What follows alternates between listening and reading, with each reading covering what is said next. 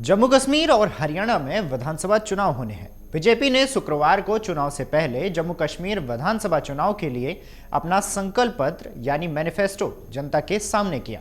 मोटी मोटी बात इस संकल्प पत्र में यह है कि इसमें 25 गारंटियां दी गई हैं, जिसमें श्वेत पत्र जारी करना और आतंकवाद के सभी पीड़ितों के लिए जवाबदेही सुनिश्चित करना शामिल किया गया है। इसके साथ ही बड़ा वादा पार्टी के संकल्प पत्र में कश्मीर में 100 मंदिरों के जीर्णोद्धार का भी शामिल है। अब इस वादे ने भी लोगों का खासा ध्यान खींचा है। ऐसे में सवाल उठता है कि क्या भारतीय जनता पार्टी ने मंदिरों के जीर्णोद्धार को अपने संकल्प पत्र में क्यों तवज्जो दी? जम्मू कश्मीर के चुनाव में इसके क्या मायने हैं और कांग्रेस सहित अन्य पार्टियों के लिए कैसे मुश्किल खड़े हो सकते हैं? तो चलिए इस वीडियो के माध्यम से आपको बताते हैं। बीजेपी हमेशा से ही हिंदुत्व की राजनीति करती आई है, चाहे यूपी की बात हो या अन्य प्रदेशों की, राम मंदिर का वादा हो या फिर मंदिरों का जीर्णोद्धार। अब जम्मू कश्मीर से धारा 370 के वादे को पूरा करने के बाद घाटी में बीजेपी का संकल्प पत्र कई बड़े बड़े वादे करता हुआ नजर आ रहा है, जो कि विपक्ष के लिए भी बड़ा मसला बन सकता है। ऐसा इसलिए क्योंकि चुनावी पंडितों की माने तो हाल ही में जारी जम्मू कश्मीर और नेशनल कॉन्फ्रेंस के घोषणा पत्र पर विवाद हो गया था, क्योंकि उसमें प्राचीन शंकराचार्य मंदिरों को तख्ते सुलेमान और हरि पर्वत को कोहे मारा का नाम दिया गया था। घोषणा पत्र के जारी होने के बाद कई हिंदू संगठनों और लोगों ने भारी नाराजगी जताई थी। बाद में नेशनल कॉन्फ्रेंस ने इस मुद्दे पर सफाई भी दी थी।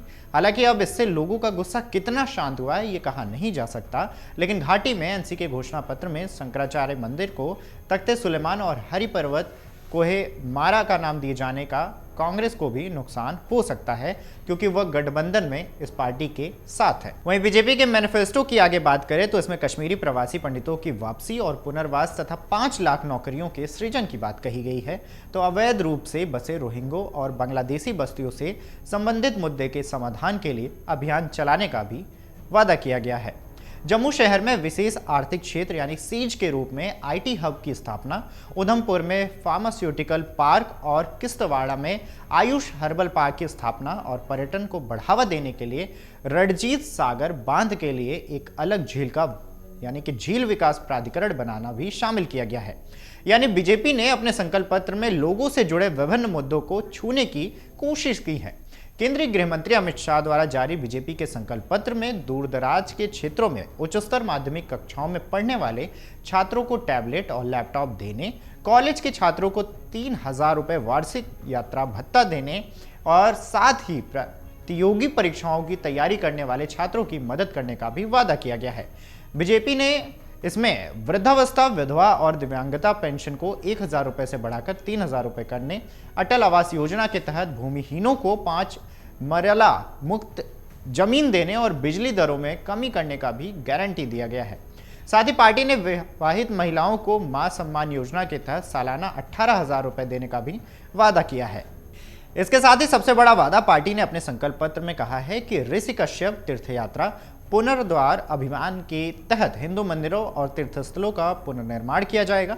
बीजेपी ने अपने संकल्प पत्र में 100 जीर्ण मंदिरों का जीर्णोद्धार करने और धार्मिक और आध्यात्मिक संगठनों की सक्रिय भागीदारी के साथ शंकराचार्य मंदिर, रघुनाथ मंदिर और मार्कंडेय सूर्य मंदिर समेत मौजूदा मंदिरों का और विकास करने का वादा किया है। पिछले कुछ सालों को देखें तो सरकार ने भी कश्मीर में मंदिरों को पुनरुद्धार में दिलचस्पी दिखाई है। ऐसे में बीजेपी द्वारा इस मुद्दे को संकल्प पत्र में शामिल करने पर तमाम सियासी जानकारों को कोई हैरानी तो नहीं हो रही है।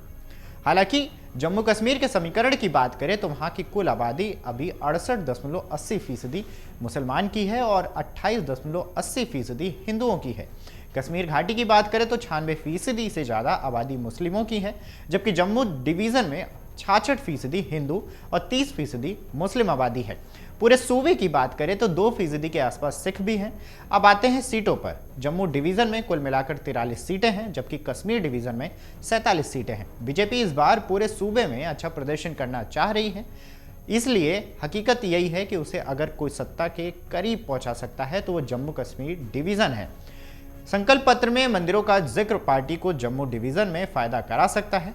वहीं बीजेपी द्वारा मंदिरों के जीर्णोद्धार का वादा निश्चित रूप से उसे इस वर्ग के लोगों के बीच लोकप्रिय बना सकता है। अगर आप ये वीडियो YouTube पर देख रहे हैं तो हमारे चैनल को सब्सक्राइब करें और बेल आइकन को दबाना ना भूलें। अगर आप Facebook पर ये वीडियो देख रहे हैं तो हमारे पेज को लाइक करें।